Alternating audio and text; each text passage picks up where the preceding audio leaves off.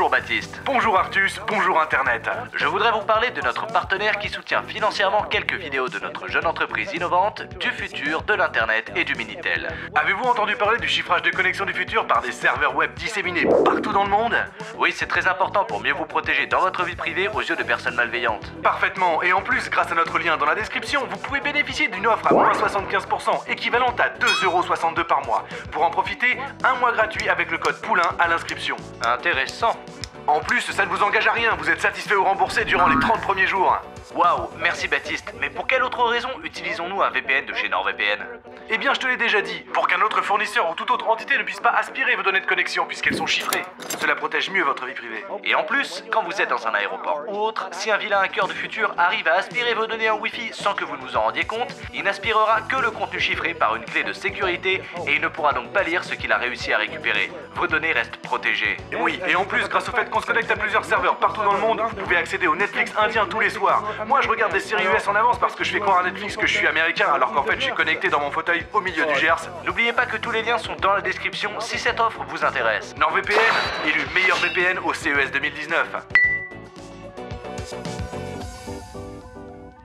Mesdames, messieurs, préparez-vous à pleurer. Oui, pleurez, je vous le dis, parce que Artus ne sera pas avec moi durant cet épisode.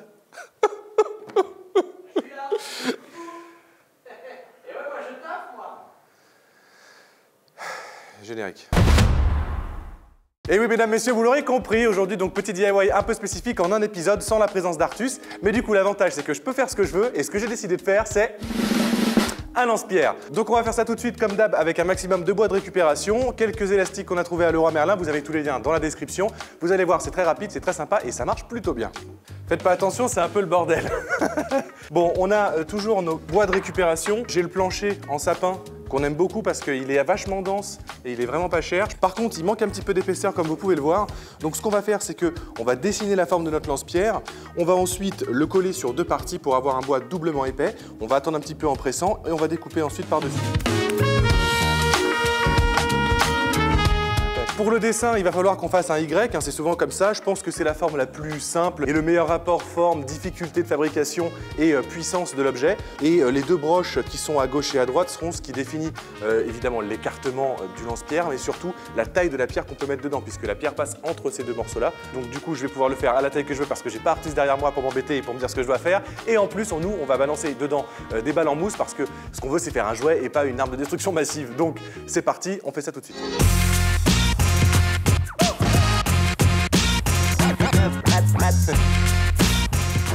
Tzatziki.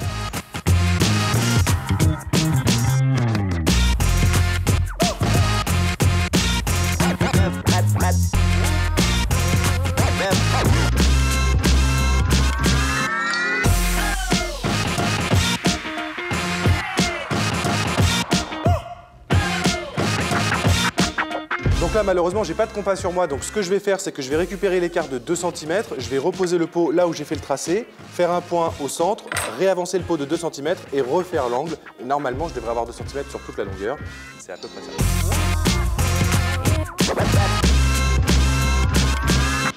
C'est pas mal. Et pour le manche, je vais utiliser une spatule que j'aime bien, celle-ci, c'est à peu près la bonne largeur par rapport à la taille de ma main. Je vais juste récupérer cette largeur-là et je la reporte.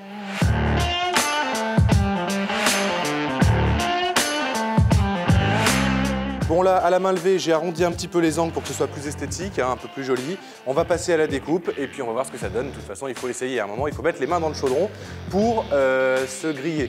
L'expression que je viens d'inventer qui ne veut rien dire, merci visible.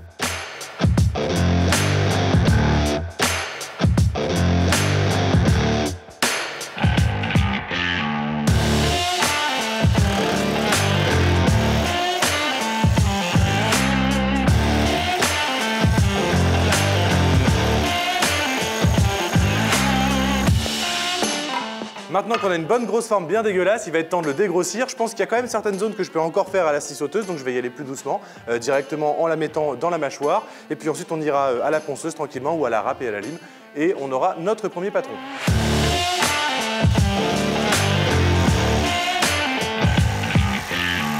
Et maintenant que c'est dégrossi, on va pouvoir essayer la solidité parce que ça reste quand même du sapin. C'est pas un bois qui est ultra dense, c'est pas un bois exotique ou autre. Donc, on va essayer si ça casse pas. Je vais mettre sur le côté. ça a l'air de tenir. En tirant, je me suis rendu compte que même si je vais arrondir les angles pour pas qu'on se fasse mal et qu'évidemment on va en faire quelque chose de plus joli, le manche, lui, est un petit peu fin pour ma main. Donc ce qu'on va faire, c'est qu'on va récupérer les chutes qui sont juste là, on va récupérer aussi la forme et les découper, on va venir les plaquer en faisant 2 demi-plaquettes, ça nous fera une épaisseur en plus qu'on va pouvoir sculpter en quelque sorte pour avoir un manche plus épais qui revient sur une tête plus fine et avoir une meilleure préhension pour le lancer.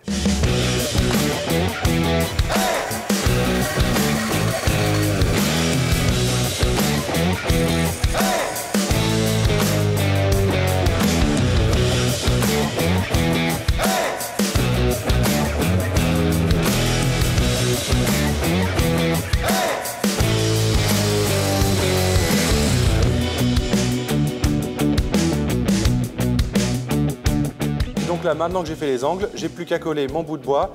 Alors comme c'est pas de la colle prise rapide, je vais quand même mettre des petits clous à la cloueuse avec. Mais normalement, ça devrait maintenir le tout pendant de nombreuses années.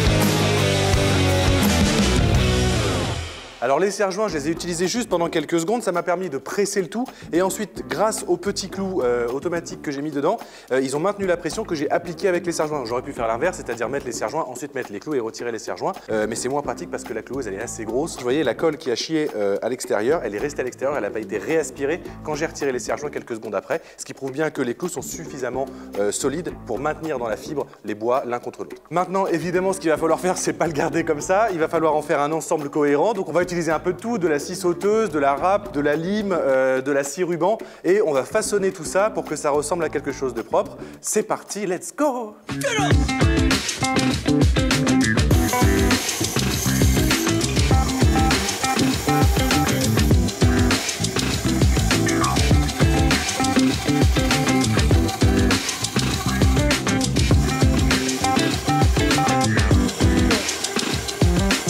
Un problème de symétrie à cause de l'inclinaison des lames, mais rien de rédhibitoire.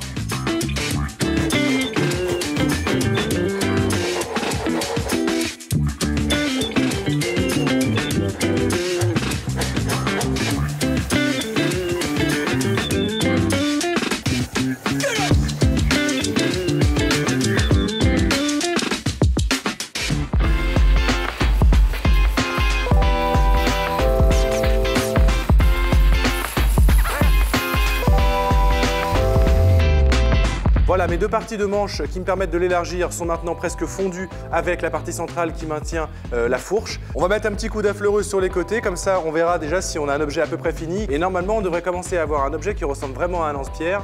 J'ai hâte de voir ce que ça va donner.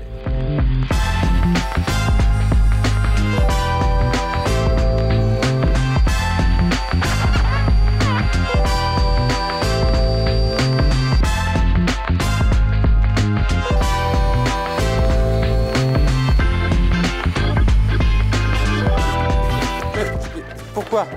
C'est vide. Sur le lance-pierre, comme on a des différences de niveau, c'est-à-dire des épaisseurs au niveau du manche et des endroits plus fins au niveau de la broche, forcément quand j'arrive avec la fleureuse, elle se retrouve dans un angle et donc la mèche n'est pas au bon endroit, ce qui fait qu'elle ne peut pas affleurer correctement les bords du bois et donc qu'on se retrouve toujours avec des bords saillants alors qu'ils devraient être arrondis. Donc pour pallier à ça, je vais directement le poncer à la main. Ça va prendre un petit peu de temps, mais au moins ça sera bien propre et on aura tout qui sera bien réglé.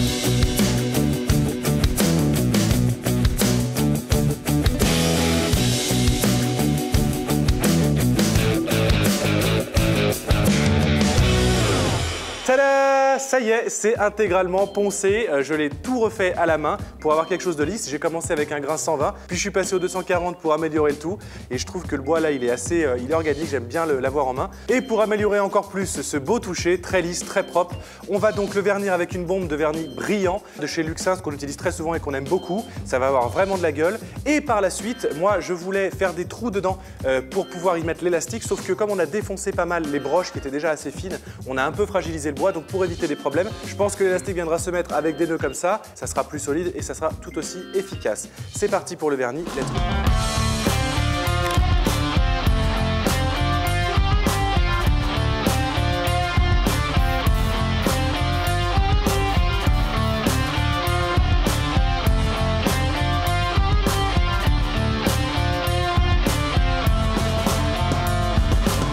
d'habitude, c'est toujours super agréable le vernis.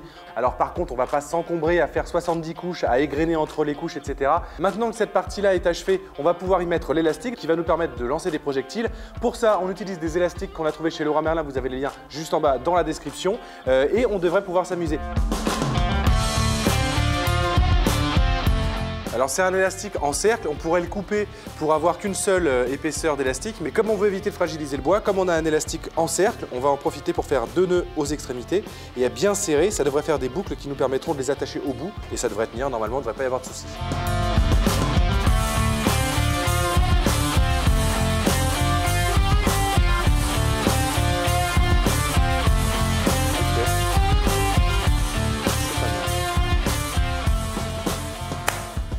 Wow. Je peux vous dire que ça a bien claqué comme il faut. Ça y est, maintenant que ça c'est bien mis, j'ai fait plusieurs tests dans le vide. Apparemment, les élastiques ne s'en vont vraiment pas, il n'y a pas de problème, ça bouge pas. Donc tant mieux, j'avais peur qu'avec le manque d'encoche, ça puisse sauter par-dessus. Mais là, c'est vraiment pas le cas. On va tester ça avec nos petits projectiles pas dangereux sur des bouteilles, des canettes, etc. Et on pourra passer aux choses sérieuses.